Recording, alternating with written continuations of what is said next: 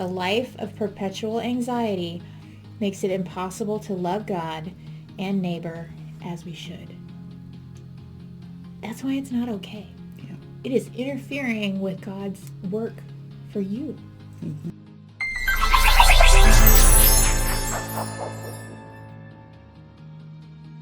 Hey, it's Pat and Ronda. We're back with another Kirkmont Women's Ministry video, and we are in the May edition of TableTalk. Hopefully, you should have a copy now. If not, the church has some back on the table at the back of the sanctuary. But I hope you're reading the articles on anxiety. Mm-hmm.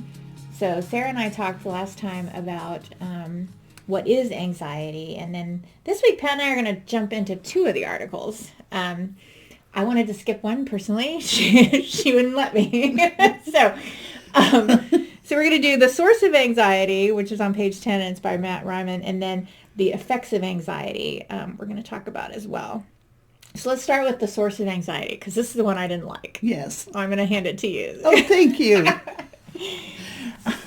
I made a couple of notes to myself about this article because I thought they were important and it was easy for them to get buried. Yeah. But one of the notes I made to myself is that we oftentimes forget that our anxieties, our emotions, our actions don't just affect us, they affect the people around us. And so when we're anxious, it dribbles out. Yeah.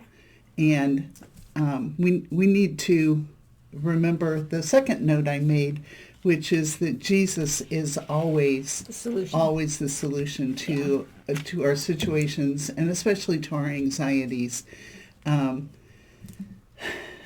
Peter writes in one of his epistles, cast all your anxiety on him because he cares about you. And when we're in the middle of being anxious, we lose track of that. So the author of this article, Matt Ryman, talks about several things that are sources of anxiety. And he says it comes from worry, nervousness, apprehensiveness, fear. It comes from sin. When we sin, it creates anxiety in us because we know we're not doing what we should do, or we're doing something that we shouldn't be doing, and that creates a dissonance in us. And therefore we're anxious. But don't you think that's, I don't know, to me that's listing all the symptoms and not really going to the source. And I think he tries to get there, although I disagree with his wording a little bit, because, he says in one place the fall is our primary source of anxiety. And then he says one of the most powerful secondary sources of anxiety is sin. And I'm like, dude, same thing, circular logic here. The source of our anxiety, I think ultimately is always going to be a separation from God. Mm-hmm. And that is a result of sin or the fall, whichever you want to name it, right? And I think that all the other anxieties maybe that we struggle with, all the other things that bring us worry or fretting or whatever euphemism we want to use, all those things come from a deep down, maybe we don't even name it, we can't even, call it this, especially if we don't know the Lord, but we're like, what if he changes his mind? What if he doesn't decide, what if he decides he doesn't want to redeem us? What if he decides he's going to wipe us out and start all over? Mm-hmm.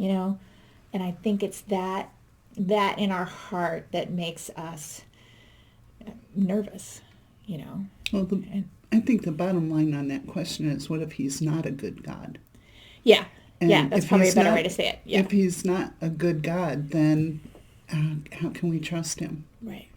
And when we're in those hard places that we don't want to be, and that we don't understand, and we say, are you really good, right? I mean, it's those things that make us cringe and say, would God really, would God choose this? If I believe he's sovereign, if I believe he's the creator, if I believe, all these things. And in that case, we're talking about those who are following Christ. Yeah.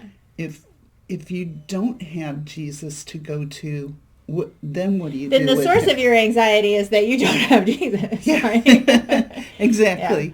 So, even for those of us who are following Christ and who who believe those things, we still come to those points where we're like, it's still an emotion. It flashes on us, right? I think my gripe is in his language of it's inevitable and that's those kinds of statements. My gripe is it should not be our posture. It should not. You are not allowed to say, I'm an anxious person. No. Okay? If you are a follower of Christ, go to God. Go to God with those things. Not that it won't exist or that, some people don't struggle with it. I know I have to put those qualifiers. I'm harsh. Pat is your compassion. And this one, because I think we want to make everything the exception. We want to make ourselves the exception, to everything. But, well, we talked about this. Yeah. We talked about how I'm getting ahead. Sorry. We tend to think that we're the only person in the world who never happened to anybody else. Ever experienced this, and it's, there's just no way to deal with it because it's so unique. It can't possibly be expected to function like that. Yeah, and to me, this is the value of being part of the body of Christ, is I can have somebody, I can go to one of my, friends and say, I'm worried about this. I'm concerned. That's how I, Yeah. That's my euphemism for being worried. I'm concerned about this. I can go to someone whom I trust and whose life I've watched and say, I need to talk with you because I need to talk through this. Yeah. And to me, that is worth so much. Yeah. Because I don't have to, that person I go to is going to go, yeah, I get it. Mm-hmm. And, no, you don't have to do this by yourself. Mm-hmm. No, you don't have to muddle through it alone Right. and think you're the only one. Here, let me point you to Jesus. Yeah. To be that reminder I need that he's there. Because sometimes in the middle of things, we forget that. It doesn't feel like it. Yeah. Yeah. It doesn't feel like it. Okay, so let's... Can we skip? Yeah. Can we go to the next one? Yeah, now we can go to the other article.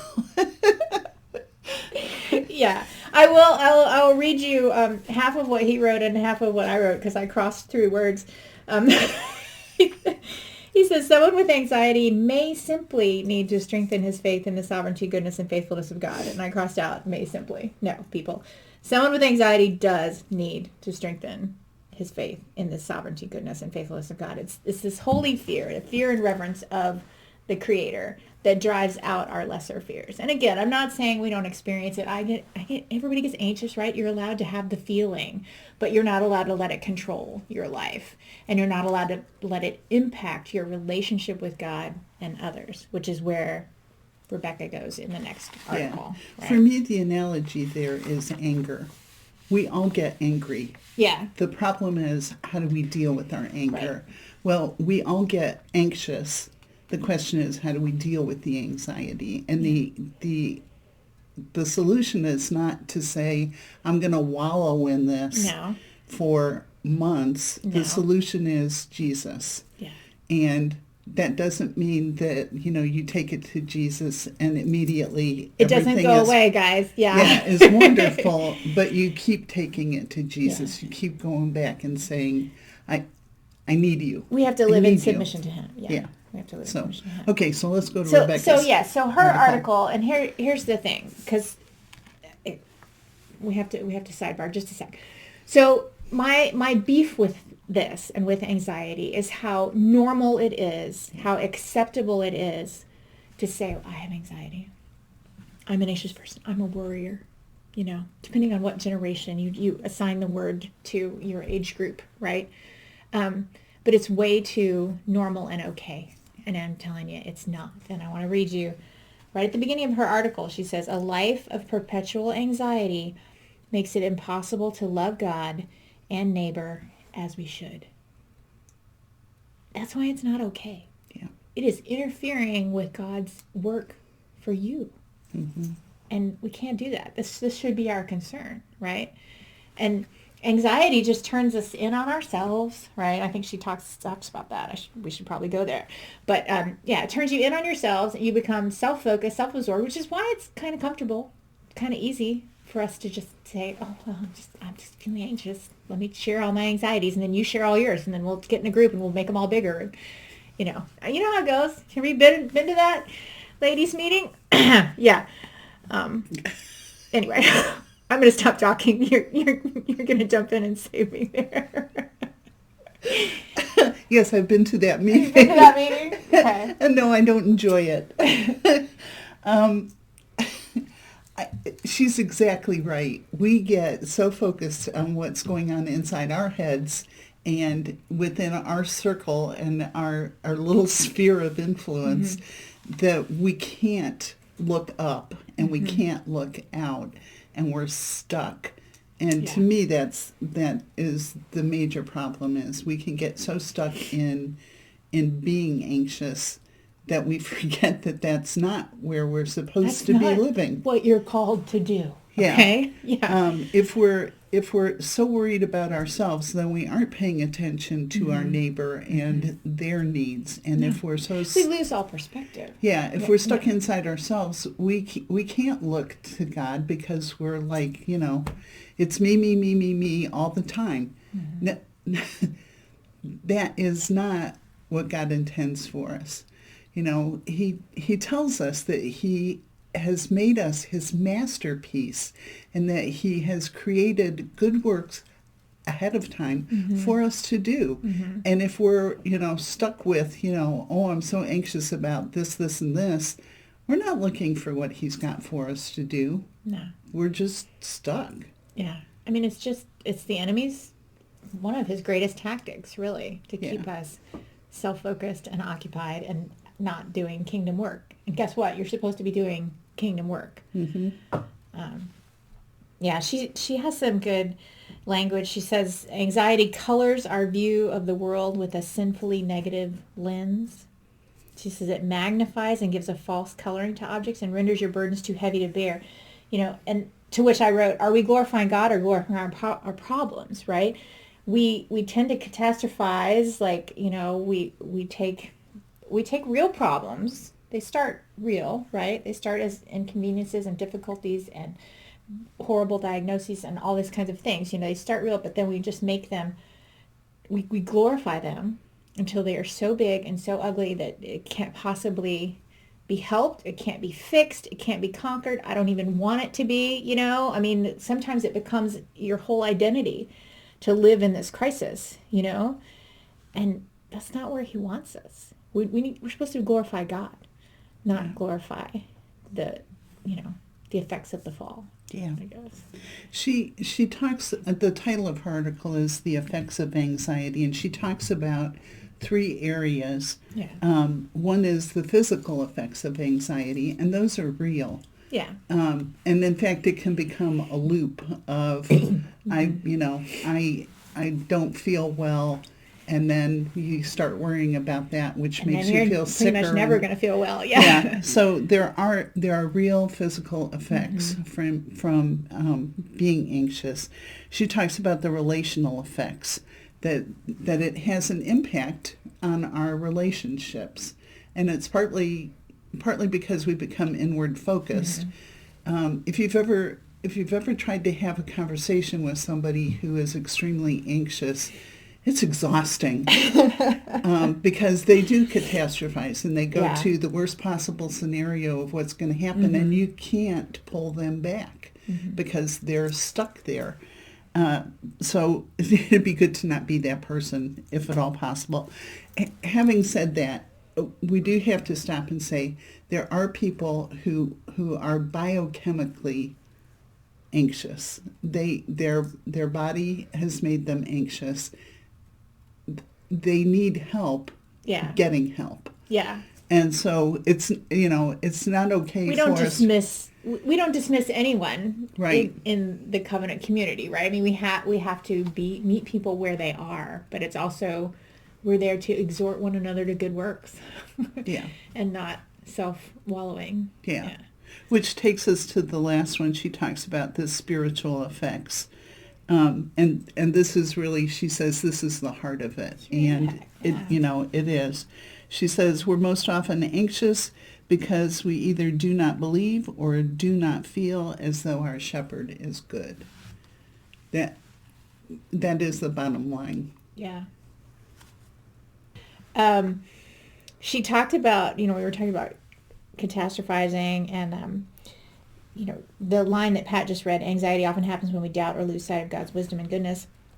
She says, our souls are agitated and grasping, concerned with things that are beyond us. God doesn't ask you, he didn't ask you to make the world. He's not asking you to save the world. He's not even asking you to save your neighbor. Like, he already did that. Christ went to the cross for that, right? And she says, this is particularly true when we're anxious about things that have not even happened. Mm-hmm. To which she quotes Elizabeth Elliot, that God promises grace not for our imaginations, but only for our reality.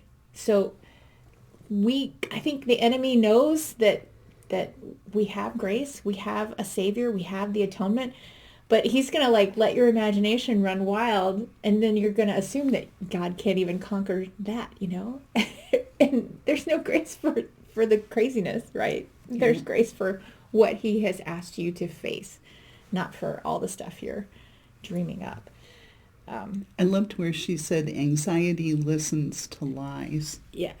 And I think we especially allow anxiety to listen to lies about God and who he is and what he intends for us. Oh, yes. And that gets us into trouble. Yeah. So she says at the very end of the article that we have to fight anxiety as best we can. And her very last paragraph in this article I thought was gold. Yeah. But something so destructive to our bodies, minds, and souls must be fought. Something that has the potential to distance us from God, from our communities, and from good health can't really be justified, can it? We have no excuse for giving quarter, calling a truce, or negotiating on the side. No rationale is enough. We sometimes equate worry with discernment, concern, or even love and prayerfulness. But the fruit of those things is godly action and trust. They give life. The fruit of anxiety kills on multiple levels. Let's not justify it. The stakes are too high. Let's battle it. That battle may not be brief or clear-cut, and it may involve help from doctors, pastors, and others. But giving up on this good fight cannot be an option for God's children. Enough said. Yeah. What more can you say? Yeah. So, fight it, and we fight it together. Yes. Yeah. Yes. So don't accept it as status quo. Don't accept it as the way life is, because that's not what your Savior intended. And we need to go to him. All right. We will catch you next time with hopefully a more upbeat article. We'll see you.